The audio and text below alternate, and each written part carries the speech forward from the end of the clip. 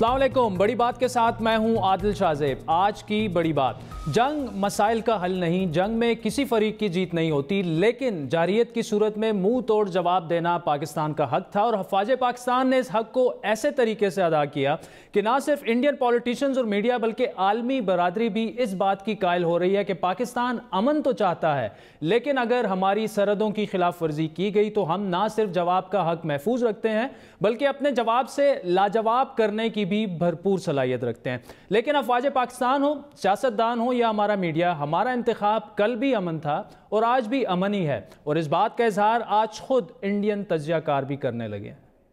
इमरान खान जो globally he is looking as a matured leader, he wants piece and he wants to send the message of the peace, whereas Modi is giving जो opposite message देते जा रहे हैं। तो this is becoming very clear कि ये everyone knows Modi wants war।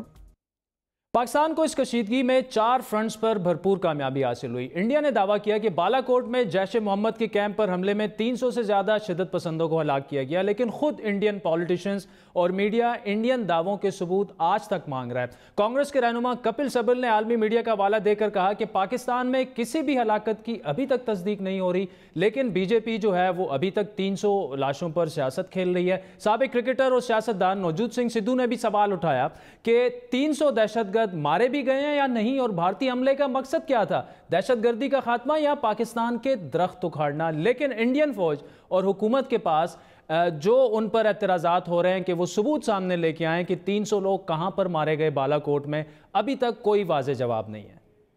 That statement will be made by the government. No, I mean, Air Force is not in a position to clarify that how many people were inside at that. We don't count human casualties. We count what targets have we hit or not hit.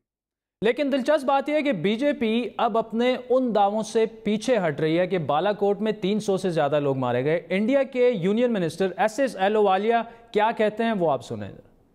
उन्हीं की बोलेছেন যে কি 300 লোক মারা গেছে, কোনো ভারতীয় জনতা পার্টির স্পোক্সপারসন কি বলেছে, অমিত শাহ কোনো জায়গায় বলেছে? ক্ষয়ক্ষতি হয় নাই, তার কারণটা কি আছে? তার কারণটা হচ্ছে তোমার বাড়ির পাশে গিয়ে বোমা ফেলে বুঝিয়ে দেওয়া হলো যে আমি ধ্বস্ত করতে পারি।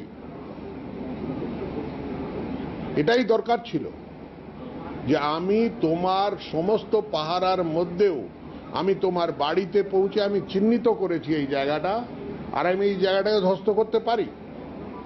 আমরা চাইছিলাম না যে কি কোনো হিউম্যান ক্যাজুয়ালিটি হোক। जी, यूनियन मिनिस्टर साहब कह रहे हैं बीजेपी ने या गवर्नमेंट ने तो ये कहा ही नहीं है कि 300 लोग पाकिस्तान में बालाकोट के हमले में मारे गए थे, क्योंकि उनके बकौल हम तो चाहते ही नहीं थे कि पाकिस्तान में कोई जानी नुकसान हो। ये यूनियन मिनिस्टर है इंडिया के। आज ही न्यूयॉर्क टाइम्स ने अपनी एक रिपोर्ट में हालिया कशीदगी में खुद को ताकतवर फौज के तौर पर पेश करने वाली इंडियन आर्मी की सलाहियत, इसके अलावा कारकर्दगी पर भी सवालिया निशान उठा दिए। न्यूयॉर्क टाइम्स के मुताबिक अमेरिका इंडिया को चीन के मुकाबले में खड़ा करना चाहता है, लेकिन इंडियन तैयारे का इस तरह से गिरना और फिर पायलट का हिरासत में लिए जाने से इंडियन फौज का ये तासुर उभर के सामने आया है आलमी दुनिया के सामने कि ये एक विंटेज और नुमाइशी फौजी ताकत है। इंडियन फौज को एक ऐसी फौज ने लाजवाब कर दिया है जिसका दिफाई बजट इंडियन फौज के मुकाबले में बहुत कम है। ये कहना था न्यूयॉर्क टाइम्स का।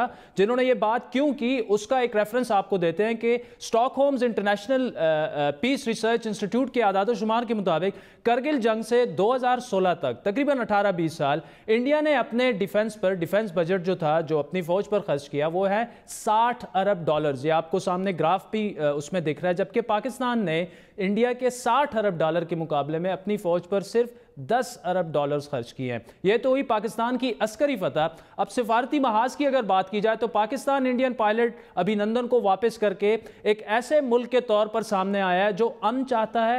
इसके अलावा OIC की जानिब से कश्मीर में जो है इंसानी हुकूक की खिलाफ वर्जियों पर तशवीश का इजहार भी पाकिस्तान की एक बड़ी सिफारती कामयाबी है।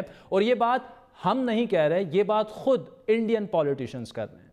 We would like to ask the Prime Minister of India, we would like to ask the External Affairs Minister of India, is this your diplomatic achievement? That you got India labeled as a terrorist state. You go to the OIC meeting, and what do you get in return? You get a resolution calling India a terrorist state. The Indian National Congress would like to categorically and unequivocally state that the NDA BJP government sold the national interest in Abu Dhabi. BJP government sold the national interest, ये कांग्रेस के तर्जुमान कह रहे हैं BJP के बारे में। तो ये पाकिस्तान की अस्करी फतह की हमने बात की, फिर सिफारती कामयाबी की बात, अभी बात करेंगे पाकिस्तानी मीडिया की कामयाबी की, लेकिन पहले आपको इंडियन मीडिया की एक झलक दिखाते हैं। आप एडमिट करिए, चीखी मत सुन लीजिए, मैं चीखूंगा, एडमिट करेंगे, क्या चीखेंगे आप अपने जवान के लिए, चीखूंगा, क्या चीखेंगे आप अपने जवान के लिए, आज के बाद मरवाना है जवानों को, आप चीखेंगे जवानों को, मरवाना है जवानों को, ऑप्शन दिए गए थे 26/11 के बाद, ऑप्शन दिए गए थे 26/11 के बाद, ऑप्शन दिए थे। अब आते हैं पाकिस्तानी मीडिया के किरदार पर। खुद इंडियन एनालिस्ट, पॉलिटिशियंस, जर्नलिस्ट इस पूरी कशीदगी के माहौल में पाकिस्तानी मीडिया के किरदार की तारीफ किन अल्फाज में कर रहे हैं? पाकिस्तानी मीडिया ने एक बहुत ही जिम्मेदाराना, रिस्पॉन्सिबल और मैच्योर रोल अदा किया है, और वजीर आजम इमरान खान साहब ने खुद इसको प्रेज करते हुए कहा कि आज के इस नाजुक माहौल में पाकिस्तानी मीडिया ने एक पॉजिटिव रोल अदा किया है। मैं आपके चैनल को कॉन्ग्रेचुलेट करना चाहता हूं, और आप जैसे जर्नलिस्ट का मैं शुक्रगुजार हूं। ये तो हुए पाकिस्तानी अस्करी, सियासी, सिफारती और मीडिया की बड़ी बात और एक मजबूत और बड़ा किरदार इस पूरे माहौल में। अब बात करेंगे पाक इंडिया हालिया कशीदगी में कुछ ऐसे अहम नुकात की जो फिलहाल मीडिया से ओझल रहे। मुसद्दिका इंटेलिजेंस जराए ने हम न्यूज़ को बताया कि पुलवामा हमले के बाद इंडिया ने इसराइल की मदद से पाकिस्तान की एयरबेस पर हमले की मनसूबाबंदी की थी। पाकिस्तान पर मिसाइल हमले का मनसूबा बनाया गया, जिसके मुमकिन टारगेट कराची और बावलपुर थे। इसके अलावा इंटेलिजेंस जराए का यह भी कहना है कि इंडिया और इसराइल राजस्थान एयरबेस से मुश्तरका कार्रवाई की मनसूबाबंदी कर रहे थे, लेकिन ISI ने बरवक्त कार्रवाई और इतलात पर इन मंसूबों को नाकाम बनाया। जराए के मुताबिक पुलवामा हमले पर जो डोजियर इंडिया ने पाकिस्तान के हवाले किया, उसमें काबिल अमल शवाहिद का फुकदान है। इस बात की भी तस्दीक की गई है कि पाकिस्तान और इंडिया के दरमियान इस वक्त कोई बराह रास्त राब्ता नहीं, बल्कि कई आलमी शख्सियात दोनों मुमालिक में कशीदगी कम करने के लिए अपना किरदार अदा कर रहे हैं। मौजूदा सूरत हाल में पाकिस्तान को ऐसी सिफारती और सिक्योरिटी चैलेंजेस से निमटने के लिए हुकूमत कितनी तैयार है, और सिफारती महाज पर पाकिस्तान अपने केस को ऐसन तरीके से पेश करने के लिए हुकूमत का लाए अमल क्या होगा, बात करेंगे। वफाकी वज़ीर मुमलिकत अली मोहम्मद खान साहब हमारे साथ मौजूद हैं। इसके अलावा साबिक वज़ीर ख़ारजा हिना रबानी खर साहबा भी हमें थोड़ी देर में ज्वाइन करेंगे। अली मोहम्मद खान साहब, ये जो इंटेलिजेंस ज़राए से जो मालूमात अभी सामने आ रही हैं कि तकरीबन शाह महमूद साहब ने भी आज ये कहा, फॉरेन मिनिस्टर साहब ने, कि 5 ऐसे हमले पाकिस्तान फ़ौज ने नाकाम किए जो अंदर इन्होंने आना था, मिसाइल स्ट्राइक भी इन्होंने करनी थी। तो इसका मतलब ये कि अभी भी शदीद ख़तरात लाहक हैं। तो सिफारती तौर पर क्या गवर्नमेंट इसके लिए रेडी है, और आलमी सतह पर क्या इस चीज़ को उजागर किया जा रहा है कि इंडिया जो है वो बिल्कुल एग्रेशन की पॉलिसी पर पहले भी गामजन था और अभी तक है? बिस्मिल्लाहिर्रहमानिर्रहीम, अल्लाहुम्मा सल्लि व सल्लिम व बारिक अला सय्यिदिना मुहम्मद रसूलुल्लाह सल्लल्लाहु अलैहि वसल्लम। बहुत शुक्रिया। पहली बात इनका तो शॉर्ट जवाब ये है कि मेरे पास मुसद्दिका इतलात तो नहीं है। वो ज़ाहिर है शाह साहब जो इस मिनिस्ट्री को डील करते हैं उनके पास ज़्यादा इतलात होंगी कि उनके क्या स्ट्रेटेजिक प्लान्स थे हमारे खिलाफ, किस किस जगह से कौन सा हमला वो करना चाह रहे थे। लेकिन इतना बहरहाल हम सबको इल्म है, एज अ काबीना मेंबर भी, एज अ मेंबर पार्लियामेंट भी, और अब तो मीडिया में भी काफ़ी खबरें आ चुकी हैं कि हिंदुस्तान के इरादे ठीक नहीं थे, और हिंदुस्तान पाकिस्तान के खिलाफ बहुत इससे ज़्यादा एग्रेशन करने का उसका इरादा था, और शायद अब भी है। लेकिन मैं समझता हूँ कि एक तो पाक फौज का जो दंदान शिकन जो जवाब उनको मिला हमारी पाकिस्तान एयरफोर्स का, हमारी फौज की तरफ से, तो एक तो उनको मिलिट्री फ्रंट पे बहुत सेटबैक हुआ, और दूसरा इट वाज कॉम्प्लीमेंटेड, बेहतरीन तरीके से वो कॉम्प्लीमेंट हुआ, सपोर्ट हुआ सियासतदानों की तरफ से। सबसे पहले पार्लियामान की तरफ से, पार्लियामान ने मुश्तरका तौर पे एक मजबूत जवाब दिया दुश्मन को, और साथ फिर जो वज़ीर आज़म साहब ने एक स्ट्रेटेजिक स्टेप लिया, और जो उनके पायलट थे अभिनंदन, उनको जो वापस किया है, तो पूरी दुनिया को एक मैसेज गया है कि जहां हम अपने मुल्क के दिफा के लिए हर हद तक जाने के लिए तैयार हैं, कि हम पे कोई अटैक करेगा, हम हर तरह से, और we are more than capable, और हम उनसे ज्यादा वेल इक्विप्ड हैं। लेकिन साथ साथ ये भी मैसेज दिया कि अपना दिफा भी करना जानते हैं, लेकिन हम एग्रेसर नहीं हैं, हम जो है जारियत पसंद नहीं है, हम दहशतगर्द ना है, ना दहशतगर्दी को सपोर्ट करते हैं। और उसका मैसेज दिया इमरान खान साहब ने। आखिरी बात, पिछले कुछ अरसे में जब से ये हुकूमत बनी है, मैं समझता हूं कि एक सक्सेस स्टोरी, अगर कुछ सक्सेस स्टोरीज और हैं, उनमें से अगर एक सक्सेस स्टोरी है जो पाकिस्तान के लिए मैं समझता हूं बहुत अच्छा एक हुआ है, हमारी फॉरेन अफेयर्स, जिस तरह से शाह महमूद कुरैशी साहब ने डील किया है सऊदी अरेबिया का, हमारे यहाँ पे मुल्क में आना मोहम्मद बिन सलमान साहब का, और उसके साथ साथ उन्हीं दिनों में फिर ये इवेंट होना और उसको अच्छे तरीके से मैनेज करना, और ये जो OIC की तरफ से वहां से जो करारदाद पास हुई है हिंदुस्तान के खिलाफ, मैं समझता हूं अगर कोई कसर रह गई थी सफारती मास पे तो उसने पूरी की है। बहरहाल ये एक ना खत्म होने वाली जिद्दोजहद है जिसमें हम मुसलसल राब्ते में रहेंगे दुनिया से। ठीक है अली मोहम्मद खान साहब, दो चीज़ें बिल्कुल तारीफ बजा है, वज़ीर आज़म की भी, गवर्नमेंट की भी, अस्करी क़यादत की भी, हलकों की भी, लेकिन दो जो एतराज़ात उठे, एक तो आपने मोहम्मद बिन सलमान के विज़िट की बात की, उसमें बिल्कुल भी अपोजिशन जमातें जो हैं पाकिस्तान की खातिर बिल्कुल आपके शाना बशाना खड़ी रहीं इन पूरे क्राइसिस में, लेकिन मोहम्मद बिन सलमान के विज़िट से उनको बिल्कुल दूर रखा गया, नंबर 1। नंबर 2, आपने OIC की बात की, जब सुषमा स्वराज को इन्वाइट किया गया उस वक्त तक बालाकोट पर अटैक नहीं हुआ था, हम तब उठे, हमें पता चला कि ओहो ये तो हमें इंडिया के साथ प्लेटफॉर्म OIC में शेयर करना पड़ेगा, जब हम पर अटैक हो गया। अटैक से पहले ही हमें अगर OIC के साथ हम एहतजाज बाकायदा रिकॉर्ड करते कि जी OIC जो है वो तो हमारा प्लेटफॉर्म है, आप इंडिया को कैसे हमें बाईपास करके उनको दावत दे सकते हैं? देखिए, पहले का जहां तक ताल्लुक है, मैं समझता हूं कि एक कामयाब विजिट था। अपोजिशन की शिरकत से बेहतर और भी हो सकता था, लेकिन बहरहाल शायद वो उस वक्त मुनासिब समझा गया कि जितनी जल्दी उसका एहतमाम हो सके वो किया जाए। लेकिन जो अपोजिशन ने जो किरदार अदा किया है अभी हालिया क्राइसिस में, अगर उसकी हम सताइश ना करें और उस पर उनका शुक्रिया अदा ना करें तो ज्यादती होगी। दूसरा जो मैं समझता हूं कि दो एक बैलेंस रखना पड़ा, एहतजाज भी हुआ, अपने रिजर्वेशन का इजहार भी पाकिस्तान ने किया, वजीर खारजा साहब जो हैं वो नहीं गए और सिर्फ हमारा फॉरेन मिशन वहां पे मौजूद था। लेकिन साथ साथ हमने ये भी देखना है कि UAE में हमारे बहुत से लोग काम करते हैं, उनसे हमारा एक रिश्ता है, बिजनेस का भी है, ताल्लुकात भी हैं, मजबूत ताल्लुकात हैं, और साथ में बरादर इस्लामी मुल्क भी है।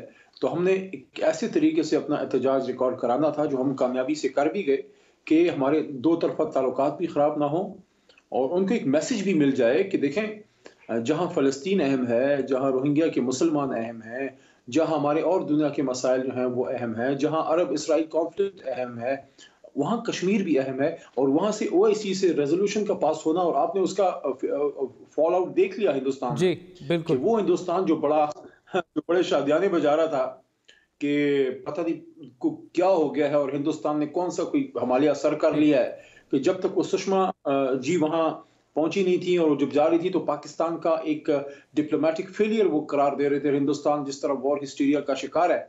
लेकिन मैं समझता हूं कि अब जो उसका फॉल आउट आया है, अब मोदी साहब देखें, दो चीजें हैं, पिछले एक हफ्ते में दो चीजें मोदी साहब की वजह से बहुत बुरी हुई है। नंबर 1, जो उनकी वो जंग वाली कोशिश उनके ही गले पड़ गई कि जहाज भी तबाह हो गए, उनका पायलट भी है वो भी गिरफ्तार हो गया, सियासी तौर पे भी हजीमत उठानी पड़ी, और जब सुषमा जी को भेजा गया तो वो भी उन पे तो मैं समझता हूं कि शायद नरेंद्र मोदी साहब के सितारे थोड़ी सी गर्दिश में हैं।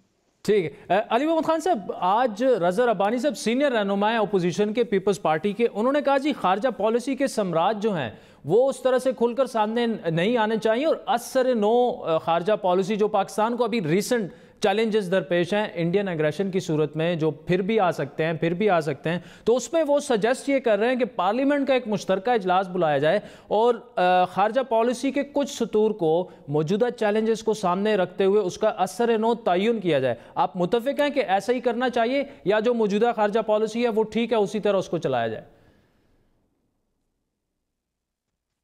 نہیں میں اس سے تو نہیں ایگری کرتا کہ جس طرح ہے اسی طرح چلایا جائے. بہتر اور بھی ہو سکتے ہیں. اس وقت کوشش بہترین کی جا رہی ہے، لیکن پارلیمنٹ کا اور قومی اسمبلی اور سینٹ کا تو مقصد ہی ہے کہ آپ ہمیں اور تجاویز دیں.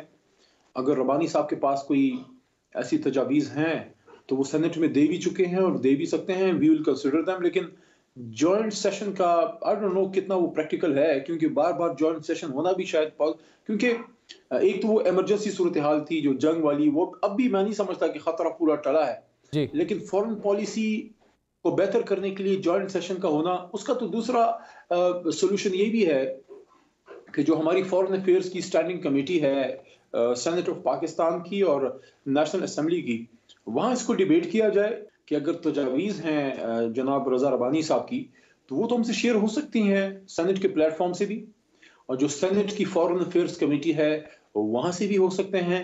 اگر وہ مناسب سمجھتے ہیں قومی اسمبلی بھیج دیں، قومی اسمبلی میں بھی ڈسکس ہو سکتے ہیں. ہر ایشو پہ جوائنٹ سیشن ہونا شاید پاسبل نہ ہو سکتا ہے، لیکن ہر ایشو پہ ہونا شاید اس کی پریکٹیکلٹی کم ہو جائے گی. ٹھیک ہے. علی محمد خان صاحب، سابق وزیر خارجہ ہنا ربانی کھر صاحبہ نے ہمیں جوائن کیا ہے. ہنا صاحبہ تھینکس فار جوائننگ اس. آج سینیٹر رضا ربانی صاحب نے کہا ہے کہ جی خارجہ پالیسی کے ثمرات سامنے نہیں آ رہے، اور موجودہ جو اسپیشلی پچھلے 2 سے 3 ویک میں جو چیلنجز پاکستان کو ڈپلومیٹکلی سامنے آئیں گے اور انٹرنیشنلی اور بھی، تو اس میں اثر نو تعین ہونا چاہیے. ڈو یو ایگری ود ہم کہ آپ کے خیال میں جو موجودہ خارجہ پالیسی ہے اس میں موجودہ چیلنجز سے نمٹنے کے لیے ہمیں مزید اس کو اثر نو کچھ چیزوں کا تعین کرنا چاہیے؟ نہیں، I don't know how you can have two opinions about this. مطلب اس میں تو ڈس ایگریمنٹ کی کوئی بات ہی نہیں ہے. بیکاز یہاں پہ کیا کہا جا رہا ہے، یہاں پہ یہ کہا جا رہا ہے کہ جی ہم نے ایک کرائسس سچویشن سے اللہ کرے ہم نکل گئے ہوں، لیکن اس کرائسس سچویشن میں، ہر کرائسس میں ایک ریٹروسپیکٹیولی آپ دیکھتے ہیں کہ آپ نے کیا کھویا، کیا پایا، کیا سیکھا.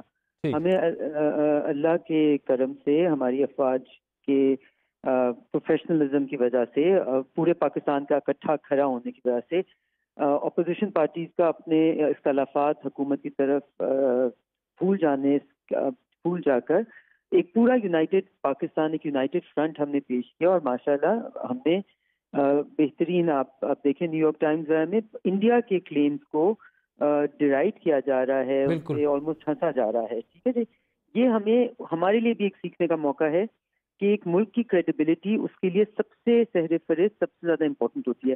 جب اسٹیٹ کریڈیبلٹی، انسان شاید کریڈیبلٹی لوز کرنا افورڈ کر سکتے ہیں، بٹ جب اسٹیٹ اپنی کریڈیبلٹی لوز کرتی ہے تو اس کی ساکھ اور اس کی عزت اور the way other countries look at it changes completely. تو یقیناً اس میں تو دیکھیں کوئی دو رائے ہو ہی نہیں سکتی کہ ہمیں اس میں کلیکٹو وزڈم جو ایمینیٹ کرتا ہے parliament of Pakistan representing 200 million people. Anyone who says سیز کہ جی ہمیں پارلیمنٹ کو سے نہیں پوچھنا چاہیے یا پارلیمنٹ سے ڈائریکشن نہیں لینا چاہیے، وہ بیسکلی یہ کہہ رہے ہیں کہ ہم تو ڈیموکریٹک پرنسپلز میں ہی نہیں بلیو کرتے، ہم کلیکٹو وزڈم سے ہی نہیں بلیو کرتے. جس دن یہ کرائسس ہوا تھا اس دن on the floor of the house میں نے کھڑے ہو کے سب سے پہلے یہی بات کی تھی. سب سے پہلے نہیں، میرا یہ مطلب نہیں کسی سے آگے، میرا مطلب ہے کہ one of the first things I felt the need to say was کہ آپ کو اس کرائسس میں یہ مت سوچیں کہ جی کئی چند لوگ بند کمروں میں بیٹھ کے ملک کے بہتر فیصلہ کر سکیں گے.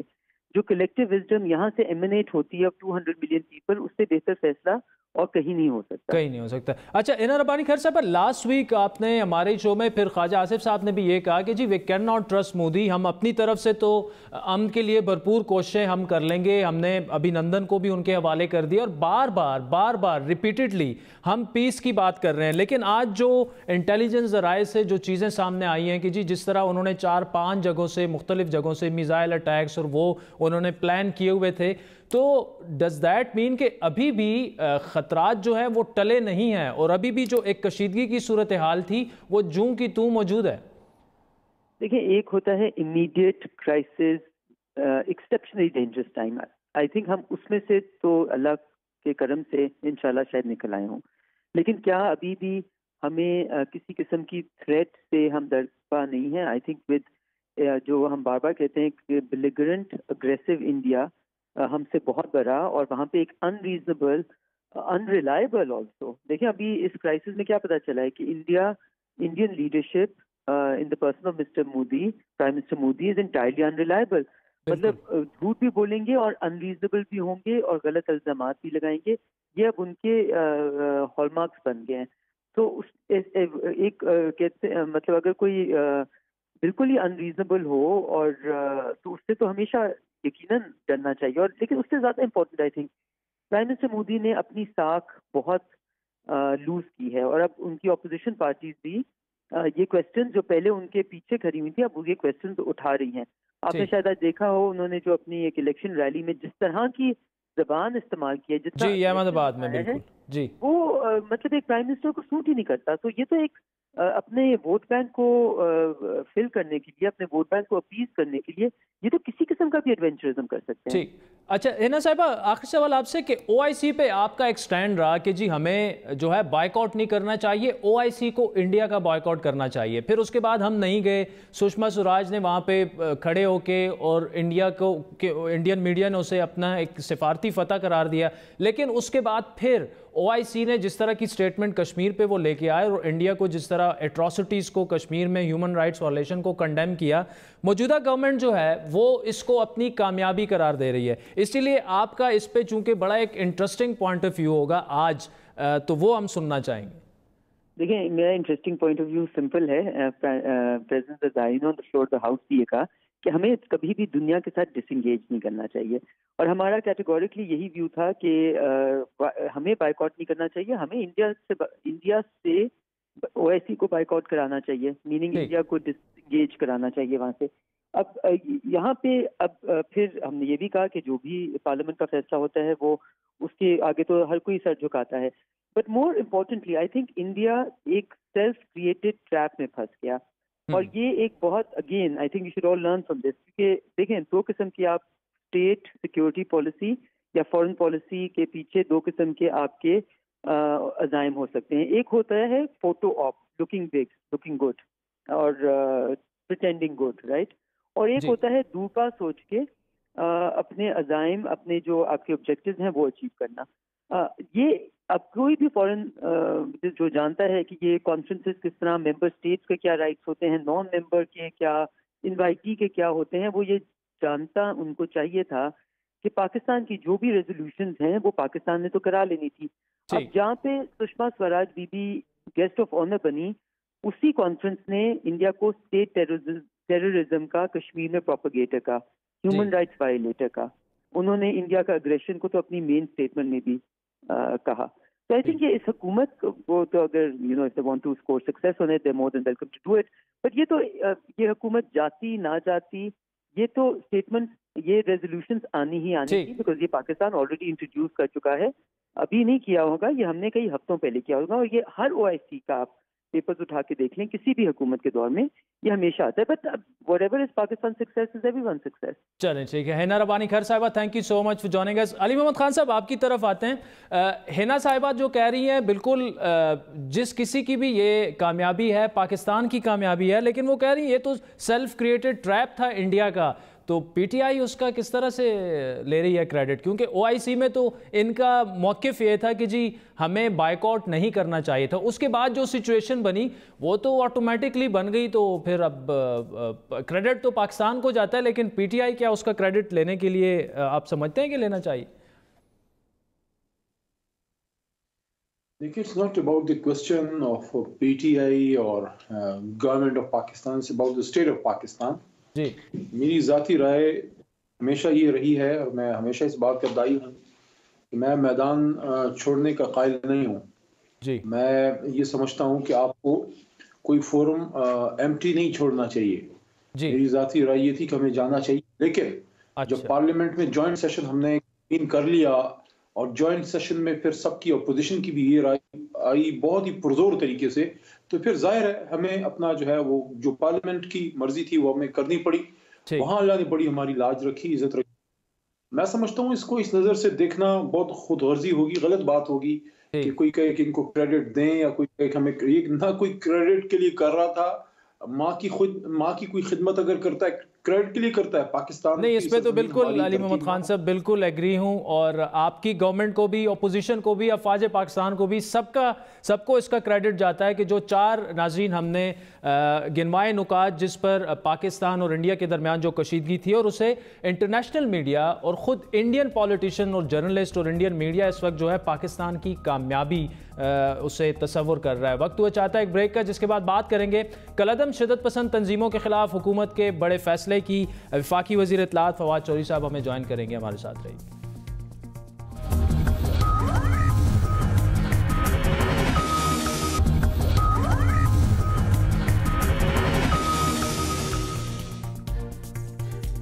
ویلکم بیک ناظرین. شدت پسندی اور عسکریت پسندی برداشت نہیں ہوگی. حکومت نے تمام شدت پسند تنظیموں کے خلاف کریک ڈاؤن کا فیصلہ کر لیا، اور اس ایکشن کا پلوامہ حملے اور اس کے بعد پیدا ہونے والی پاک انڈیا کشیدگی سے کوئی تعلق نہیں، یہ کہنا ہے حکومتی ذرائع کا، بلکہ کالعدم تنظیموں کے خلاف یہ ایکشن نیشنل ایکشن پلان کا حصہ ہوگا، جس میں تمام سیاسی جماعتوں نے جس پر اتفاق کیا تھا. کالعدم تنظیموں کے خلاف اس ایکشن کی اسٹریٹجی یا لائحہ عمل کیا ہوگا، اس پر بھی ابھی تک حکومت کی طرف سے باقاعدہ موقف تو سامنے نہیں آیا، لیکن وفاقی وزیر اطلاعات نے اس بات کی تصدیق کر دی ہے کہ کالعدم تنظیموں کے خلاف ایکشن کا فیصلہ جو ہے وہ ہو چکا ہے. اگرچہ حکومت اس بات کی نفی کر رہی ہے کہ کالعدم تنظیموں کے خلاف آپریشن بغیر کسی دباؤ کے تحت ہو رہا ہے، لیکن تجزیہ کار اس بات پر متفق ہیں کہ کالعدم تنظیموں کے خلاف ایکشن خود پاکستان کے اپنے مفاد میں ہے، خصوصاً ایک ایسے وقت میں جب financial action task force Pakistan کو گرے لسٹ میں شامل کر چکی ہے، اور اگر پاکستان کالعدم شدت پسند تنظیموں کے خلاف کارروائی میں خاطر خواہ پروگریس دکھانے میں ناکام رہتا ہے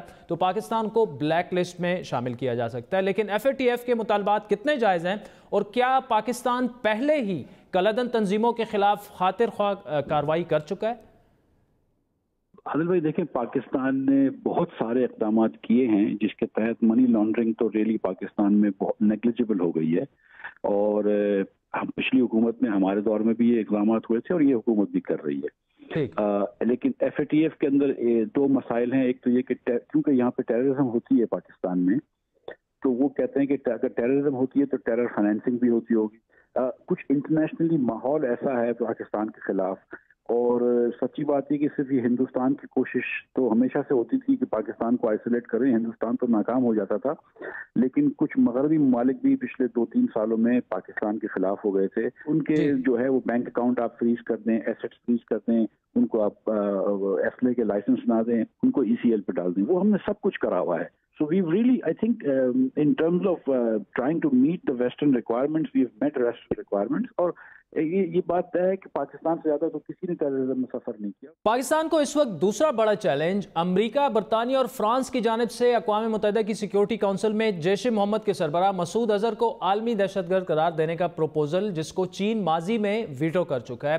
کیا چین اس بار بھی پاکستان کا ساتھ دے گا، یہ بھی ابھی واضح نہیں. گزشتہ ہفتے بڑی بات میں یہی سوال ہم نے اقوام متحدہ میں پاکستان کی مستقل مندوب ڈاکٹر ملیحہ لودھی کے سامنے رکھا، تو انہوں نے کہا کہ اس بارے میں ابھی کچھ کہنا قبل از وقت ہے کہ پاکستان کی اسٹریٹجی کیا ہوگی. لیکن آج شاہ محمود قریشی صاحب اس پہ بولے ہیں، اس پر چل کر بھی بات کریں گے. انڈیا کی جانب سے تواتر سے یہ تاثر دیا جا رہا ہے کہ پاکستان عالمی سطح پر تنہا ہو چکا ہے، آئسولیشن کا شکار ہے، اور دنیا پاکستانی موقف کو تسلیم کرنے کے لیے نہیں تیار. اس پر ڈاکٹر ملیحہ لودھی نے کیا کہا وہ آپ کو سناتے ہیں. میرا خیال ہے انٹرنیشنل کمیونٹی نے یہ بھی تو دیکھا ہے کہ امن کے لیے کون کھڑا ہوا ہے اس وقت، اور جنگی آوازیں کہاں سے آ رہی، پاکستان سے نہیں آ رہی، تو ہندوستان سے آ رہی. ساتھ ساتھ میں سمجھتی ہوں وزیر اعظم عمران خان کے بھی جو پیس جسچرز ہوئے ہیں اس کی اپریسیشن ہے انٹرنیشنل کمیونٹی میں. یہ درست نہیں ہے کہنا کہ پاکستان کی پوزیشن کو سراہا نہیں جا رہا. میں سمجھتی ہوں کہ اس وقت جو چیز ایکسپوز ہو رہی ہے انٹرنیشنل کمیونٹی کے سامنے وہ یہ ہے کہ ہندوستان نے پہل کی، ہندوستان نے ایک ایکٹ آف اگریشن کیا، اور ہندوستان نے ایسکلیشن کر کے خطے کو اس ڈینجرس پوائنٹ پہ لے کے آیا ہے. تو میں سمجھتی ہوں کہ یہ اس کے علاوہ OIC کی طرف سے ایک سٹیٹمنٹ جو آیا جس میں کہ OIC سیکریٹریٹ کی طرف سے جس میں کنڈیم کیا گیا act of aggression by India, اس کی سٹیٹمنٹ آپ کو سامنے ہے، اس کی ٹویٹس بھی ہے. تو میں سمجھتی ہوں کہ یہ درست نہیں ہے. ایسے میں جب کچھ عالمی ممالک نے انڈین جارحیت ایگریشن کو دہشت گردی کے خلاف آپریشن کا نام دیا، FATF میں بلیک لسٹ کی تلوار پاکستان کے سر پر لٹک رہی ہے، ایسے میں پاکستان کی اسٹریٹجی کیا ہونی چاہیے؟ کلدن تنظیموں کے خلاف حکومت نے کارروائی کا اندیا تو دے دیا، لیکن اس میں چیلنجز کیا ہوں گے؟ بڑی بات کا بڑا سوال کہ پاکستان نے عالمی برادری کے کہنے پر دہشت گردی کے خاتمے کے لیے ہر ممکن اقدامات کیے ہیں آج تک، لیکن اس کے باوجود وہ مطمئن نہیں ہو پائے اور ہر بات جو ہے وہ نئے مطالبات انٹرنیشنل کمیونٹی کی طرف سے وہ سامنے آ جاتے ہیں. جس طرح ملیہ لودھی صاحبہ سے بھی ہماری بات ہوئی تھی لاسٹ ویک، وہ پاکستان کی مستقل ہے مندوب اقوام متحدہ میں، تو انہوں نے یہ کہا تھا کہ پاکستان کا اس بارے میں جتنی بھی پاکستان کا نقطہ نظر ہے یا اسٹریٹجی ہے اس سے بالکل عالمی برادری جو ہے وہ آگاہ ہے، اور اس بات میں کوئی جو ہے حقیقت نہیں ہے کہ پاکستان جو ہے وہ اس وقت آئسولیشن کا شکار ہو چکا ہے. تو اس پر ہم بات کریں گے. وفاقی وزیر اطلاعات فواد چودھری صاحب نے ہمیں جوائن کرنا تھا لیکن شاید وہ کہیں پہ بزی ہیں، تو ہم ہی آپ سے بات کرتے رہیں گے. ناظرین، جس طرح میں نے آپ کو پہلے کہا کہ مسعود اظہر صاحب جو کہ جیش محمد کلدم تنظیم کے سربراہ ہیں، اس سے پہلے بھی اقوام متحدہ کی سیکیورٹی کونسل میں ایک پروپوزل پیش ہو چکا ہے جو کہ چین نے ویٹو کر دیا تھا کہ ان کو گلوبل ٹیررسٹ جو ہے وہ ڈیزگنیٹ کیا جائے. لیکن اس بار ابھی یہی پروپوزل امریکہ، فرانس اور برطانیہ کی طرف سے جو ہے وہ ایک دفعہ پھر پیش کیا گیا ہے، اور اس پر آج شاہ محمود قریشی صاحب نے بڑی ایک اہم بات کی جب ان سے سوال کیا گیا کہ کیا اس دفعہ بھی چین جو ہے وہ مسعود اظہر صاحب کو جو پروپوزل پیش کیا گیا اس پر چین پاکستان کا ساتھ دے گا، پاکستان کی اسٹریٹجی کیا ہوگی، کیا اس کو جو ہے پاکستان جو ہے اس دفعہ ویٹو کروانا چاہتا ہے اس پروپوزل کو بھی. فواد چودھری صاحب ہمارے ساتھ موجود ہیں. چودھری صاحب، تھینکس فار جوائننگ اس. یہ کلدن تنظیموں کے خلاف کارروائی کا فیصلہ تو ہو چکا ہے، ایک تو یہ کیا یہ اٹل فیصلہ ہے، دوسرا کیا یہ عالمی دباؤ کے تحت کیا گیا یا پاکستان کے اپنے مفاد میں ہے کلدن شدت پسند تنظیموں کے خلاف کارروائی کرنا؟ پہلی بات تو یہ ہے کہ پاکستان کے اپنے مفاد میں ہے. اس کی وجہ یہ ہے کہ اگر آپ دیکھیں گے کہ جس قسم کا کنسنسس پاکستان میں اس وقت موجود ہے کالعدم تنظیموں کے خلاف کارروائی کے لیے، وہ کبھی بھی موجود نہیں رہا. پاکستان کی افواج، پاکستان کی سیاسی جماعتیں، پاکستان کی پارلیمنٹ، پاکستان کی حکومت تمام ایک پیج کے اوپر ہیں کہ بہت امپورٹنٹ ہے کہ اس کے اوپر جو کارروائی ہے وہ اب کی جائے. اور اس کا اصل پرابلم یہ ہے کہ یہ دیکھیے 30-40 سال پہلے پالیسیز بنی تھی، پالیسیز کے ریویو ہوتے ہیں. وہ 9/11 کے بعد سے ہم اپنے پالیسیز ریویو کر رہے ہیں. 2002 میں ہم نے ریویو کیا تھا. جب سانحہ APS ہوا تو اس کے بعد ہم نے نیشنل ایکشن پلان تمام پولیٹیکل پارٹیز نے سائن کیا. ان جو ڈاکیومنٹ ہے اس کے اوپر جو کنسنسس ہے 20 میں سے 13 پوائنٹ جو ہیں وہ اس چیز کو ڈپکٹ کرتے ہیں کہ پاکستان کے اندر ہم جو ریاست کی جو مونوپلی اوور وائلنس ہے اس کو یقینی بنائیں گے، ملیٹنٹ گروپس نہیں ہوں گے، اور اس کے اوپر ہم نے کامیابیاں بھی حاصل کی ہیں. مثال کے طور کے اوپر نارتھ بلوچستان کا آپریشن کوئی چھوٹی بات نہیں تھی. اسی طریقے سے جو فاٹا مرجر ہے وہ کوئی چھوٹی بات نہیں ہے، بہت بڑا کام ہے. اب ہم انشاءاللہ آخری مرحلے میں ہیں اس کے، اور کچھ کارروائیاں ہم نے کی ہیں جو آپ کو نظر آ رہی ہیں، کچھ کارروائیاں آپ کو آگے چل کے نظر آئیں گی. تو انشاءاللہ تعالی ہم یقینی بنائیں گے کہ پاکستان میں ریاست کی عملداری ہو مکمل طور پر. ٹھیک ہے چودھری صاحب، یہ ریاست کی عملداری کی آپ نے جو بات کی، دیکھیں کچھ ایسے رہنما ہیں ان کے کلدم تنظیموں کے کہ جن کو شاید اریسٹ کرنا، ان کے خلاف کارروائی کرنا، اس کا بلیک لسٹ بھی ہوگا. تو گورنمنٹ کی اسٹریٹجی کیا ہے؟ کیا آپ سمجھتے ہیں کہ چیلنجز اس میں کیا ہوں گے گوئنگ فارورڈ؟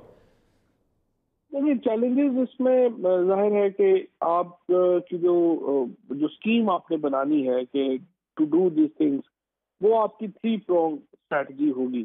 ایک ہماری اسٹریٹجی جو ہے وہ اکنامک اسٹریٹجی ہے، ایک ہماری پولیٹیکل اسٹریٹجی ہے، اور پھر ایڈمنسٹریٹو اسٹریٹجی ہے. اب فیٹف جو ہے وہ ہمیں باؤنڈ کرتی ہے کہ ہم نے اقدامات لینے ہیں، اور کسی طور کے اوپر جو کالعدم تنظیمیں ہیں ان کو جو فنڈز کی فراہمی ہے وہ روکی جانی چاہیے. اس کے اوپر ہم نے اقدامات شروع کر دیے ہیں. کچھ اقدامات اناؤنس ہو گئے ہیں، کچھ اقدامات آنے والے ہیں. لہٰذا سب سے پہلے تو ہم نے اپنی جو اکنامک اسٹریٹجی ہے اس کو ہم نے عمل میں لانا ہے. اس کے بعد ہماری پولیٹیکل اسٹریٹجی ہے. بہت سارے لوگ ہیں جو کہ ان تنظیموں سے، جس طرح سے پاکستان اپنی اسٹریٹجی ریویو کر رہا ہے، ان لوگوں سے وابستہ لوگ بھی اپنی اسٹریٹجی ریویو کر رہے ہیں، اور بہت سارے لوگ ہیں جو کہ تنظیموں سے وابستہ نہیں رہیں گے. اور پھر تیسرا ظاہر ہے ایڈمنسٹریٹو اسٹریٹجی ہے، اگر جہاں ضرورت پڑے گی وہاں پہ اپنی ایڈمنسٹریٹو اسٹریٹجی کو عمل میں لائیں گے. ٹھیک ہے چوئی صاحب، یہ جو پولیٹیکل اسٹریٹجی کی آپ نے بات کی، کیا یہ بھی کچھ ہے آن کارڈز کے یہ جو لوگ ہیں ہزاروں کی تعداد میں شاید وہ ایسے جنگجو ہوں گے جو اب تو کچھ نہیں کر رہے، لیکن کچھ پالیسیز تھیں 30-40 سال پہلے انگیج رکھا گیا ان کو، لیکن کیا ان کو سیاسی دھارے میں شامل کرنے کا، یا ان کے جو 2-3 بڑے رہنما ہیں جنہیں آپ کو پتہ ہے میں جن کی بات کروں، کیا ان کو سیاسی دھارے میں لانے کا بھی کوئی پلان ہے؟ دیکھیے عادل، سیاسی دھارے میں آنا چاہیے، سیاست میں جو ہے وہ آپ آ سکتے ہیں، لیکن اس کی ایک بنیادی شرط ہے، اور وہ شرط یہ ہے کہ آپ ہتھیار نہیں رکھ سکتے. ڈی ملٹرائزیشن کے بعد ہی آپ جو ہے وہ سیاست میں آ سکتے ہیں. مثال کے طور کے اوپر جو پی ٹی آئی ہے یا پیپلز پارٹی ہے یا پی ایم ایل این ہے، ہم لوگوں کی تو کوئی ملیٹنٹ ونگ نہیں ہے، لہٰذا اگر آپ ہمارے مقابلے میں کوئی ملیٹنٹ ونگ اتار دے اور آپ کہیں کہ ان کے پاس اسلحہ ہوگا، آپ کے پاس اسلحہ نہیں ہوگا، تو پھر سیاست تو نہیں ہو سکتی. آپ نے دیکھا ایم کے ایم نے کراچی میں کس طرح سے انہوں نے کراچی میں اپنے اوپوننٹس کے خلاف ان کی سیاست کیا ہو ہی نہیں سکتی. لہٰذا کچھ شرائط ہیں سیاست جوائن کرنے کے لیے، اور پہلی شرط یہ ہے کہ آپ ایک نہتے ہو کے سیاست میں حصہ لیں گے. یہ نہیں ہو سکتا کہ آپ ریاست کی رٹ کو چیلنج کر کے سیاست میں حصہ لیں. تو یہ ایک بنیادی شرط ہے، اس کے بعد انشاءاللہ دیکھیں گے کون کون آتا ہے. ٹھیک ہے چوئی صاحب، آخری سوال آپ سے. آج شاہ محمود قریشی صاحب سے سوال ہوا مسعود اظہر صاحب پہ، جو ایک پروپوزل پریزنٹ کیا گیا ہے یو ایس نے، فرانس نے اور برطانیہ نے مل کر کہ انہیں گلوبل ٹیررسٹ ڈکلیئر کیا جائے. چین اس کو پہلے بھی ویٹو کر چکا ہے، لیکن آج شاہ محمود صاحب کے الفاظ یہ ہیں، it's time to do what is in Pakistan's interest. Pakistan can not make a fool of itself in the world any more. All Pakistani institutions have to think about it. تھوڑا پیچیدہ معاملہ ہے، اس کے اوپر میرا خیال ہے آپ کے ساتھ جو ہے وہ شیئر کروں گا ابھی، شاید اگلے چند دنوں میں کہنے، یا ہو سکتا ہے چند 24 گھنٹوں میں. بہرحال اس کے اوپر انشاءاللہ تعالیٰ آپ سے جو معلومات جو ہی مجھے ملیں گی میں پھر آپ سے شیئر کروں. فواد چوئی صاحب وفاقی وزیر اطلاعات ہمارے ساتھ تھے، بہت بہت شکریہ. ناظرین وقت ہوئے چاہتا ہے ایک بریک کا، جس کے بعد بات کریں گے ڈریپ چیئرمین کی، جو ایک کے بعد ایک تنازع کی زد میں ہمارے ساتھ رہی.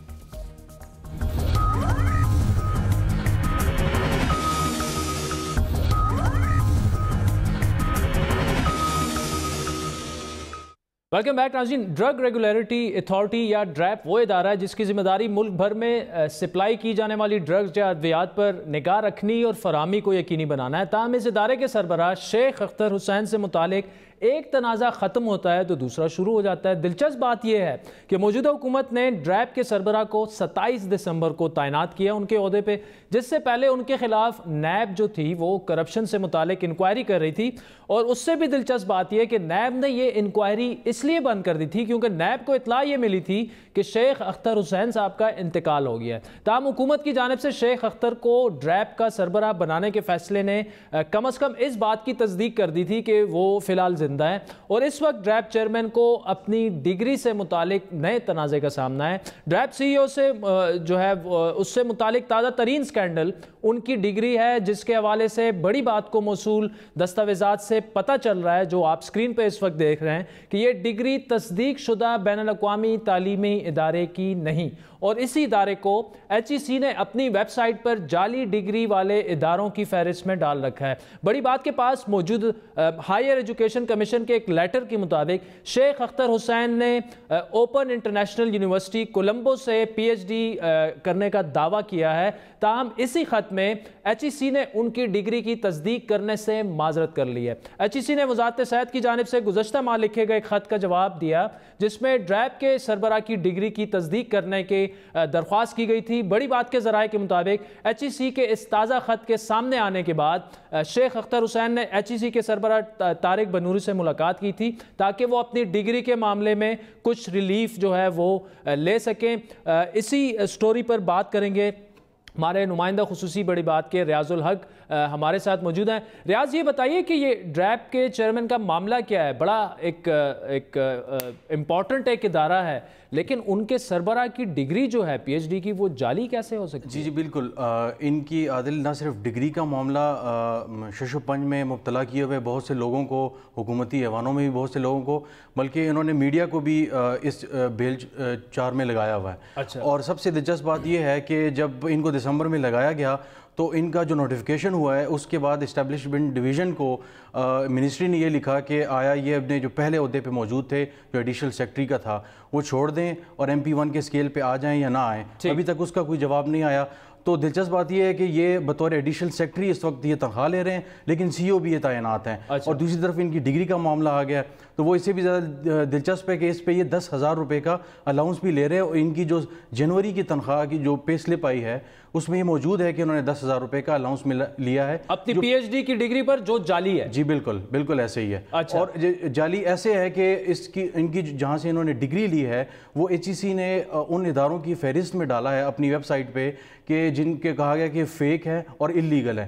تو ہم یہ کہہ سکتے ہیں کہ ان کی ڈگری جعلی ایک ایسے ادارے سے کی گئی ہے کہ جس کو کوئی بھی ریکگنائز نہیں کرتا، نہ HEC ریکگنائز کرتی ہے، نہ یونیسکو ریکگنائز کرتی ہے، جو 192 یونیورسٹیز کو پوری دنیا میں۔ اور اچھا ریاض کوئک بتائیے گا، ہمارے پاس ٹائم نہیں ہے، کہ آپ کی وزارت وزیر صحت سے بھی بات ہوئی فیڈرل، اور یہ جو صاحب ہیں ڈریپ کے چیئرمین ان سے بھی بات ہوئی، ان کا موقف کیا ہے؟ جی بالکل، ان صاحب سے جب میری بات ہوئی تو انہوں نے پہلے کہا کہ جی آپ کسی وقت میرے پاس وقت نکال کر آئیں تو آپ سے ہم تفصیل سے بات کریں گے، اور انہوں نے کہا جی یہ میرے خلاف ایکشن ہو رہا ہے اور یہ کیمپین ہے، باقی میرا سب کچھ ٹھیک ہے، آپ آئیں تو میں آپ کو بتاؤں گا۔ وزیر صحت اور جب وزیر صحت سے بات ہوئی تو وزیر صحت کا یہ کہنا تھا کہ جی یہ معاملہ بڑا پیچیدہ ہے، اور یہ MPhil پہ تعینات ہوئے تھے، اور حالانکہ ڈاکومنٹس یہ بتاتے ہیں کہ یہ PhD کی جو ڈگری تھی اس پہ ان کو ایکسٹرا نمبر بھی دیے گئے اور ان کو اپوائنٹ بھی کیا گیا۔ اچھا، اور فی الحال لیکن HEC کا یہ کہنا ہے، ناظرین ریاض الحق ہمارے نمائندہ خصوصی ہیں بڑی بات کہ انہوں نے آج یہ سٹوری جو ہے بریک کی ہے کہ HEC کے جو لیٹر ایک آیا ہے اس کے مطابق ڈریپ کے چیئرمین کی جو PhD کی ڈگری ہے